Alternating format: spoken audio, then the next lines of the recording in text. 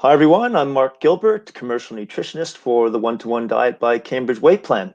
And today we're just going to talk about COVID-19 health and weight loss.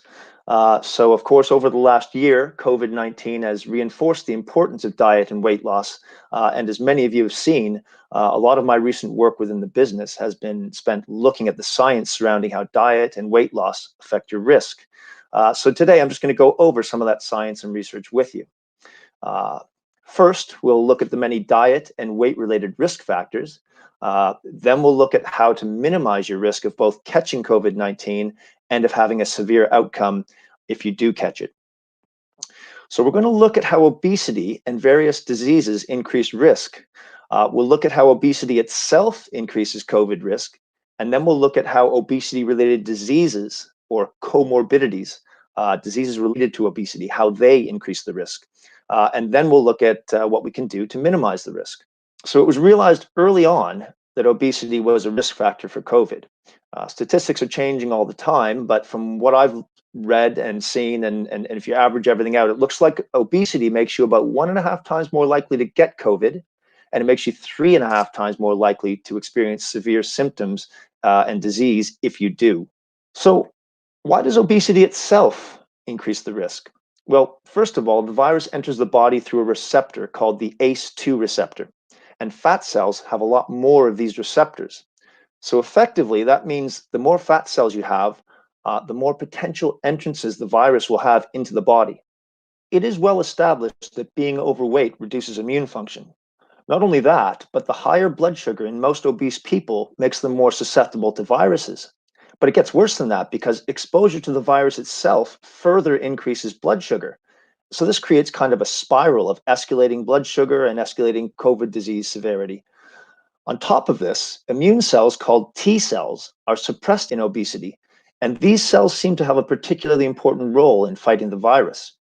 Finally, obesity makes breathing more labored and difficult in those who contract the virus and impacts sleep. And both of these will further reduce immunity and make you less resilient. Let's look at these comorbidities, these diseases that go along with obesity.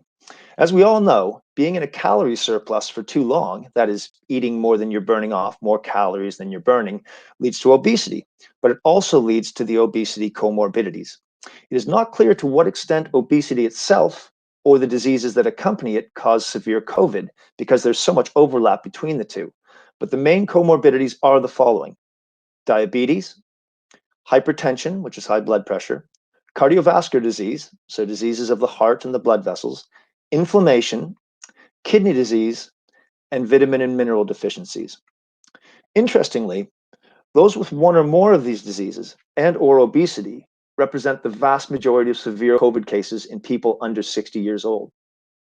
Okay, so that was a pretty basic slide, but this is a very busy, comprehensive overview of the disease that are both associated with obesity and that increase COVID risk. Just to illustrate that it's very complex interaction. There's lots of things going on here. So what can we do to minimize the risks? Well, weight loss is the key, which means that if you're overweight, diet may be the most important factor in reducing your risk because you'll reduce your number of fat cells, you'll improve your immunity, and reduce all of the key diseases that are associated with catching the virus. Remember that complex diagram I showed you? Well, losing significant weight has a beneficial effect on all those things.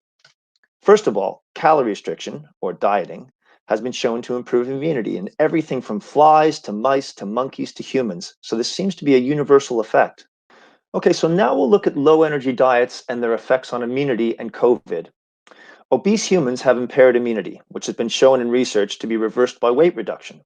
In one study, when obese subjects with poor immune function were given nutritionally complete, very low calorie diet, their immunity improved significantly. In another study with similar subjects, a nutritionally complete low calorie diet not only improved immunity, but it improved immunity specifically to viruses. Weight loss also has an effect, specifically on certain signaling molecules called cytokines. And this is critical when we consider COVID because when the wrong kinds of these cytokines get out of control in a COVID patient, massive inflammation occurs. And this is often what requires emergency treatment and the worst possible outcomes of the disease. Weight loss decreases levels of the cytokines that cause inflammation, and it increases levels of the ones that decrease inflammation. One last important consideration when it comes to COVID risk is your intake of vitamins and minerals, collectively known as micronutrients. A recent, very large review of 231 studies concluded that several micronutrients are crucial to immunity.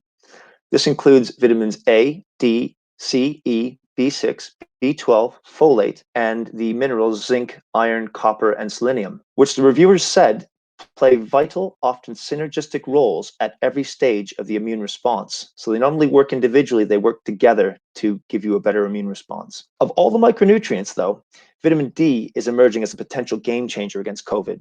Vitamin D deficiency is the most common nutritional deficiency in the world. In the UK, between 30 and 40% of people are deficient during the winter months. And that doesn't even include people who have unhealthy low levels but aren't deficient. The vast majority of research on vitamin D and COVID shows that low vitamin D is associated with greater risk, with the most recent paper showing a 7 times higher fatality rate in those with low vitamin D levels.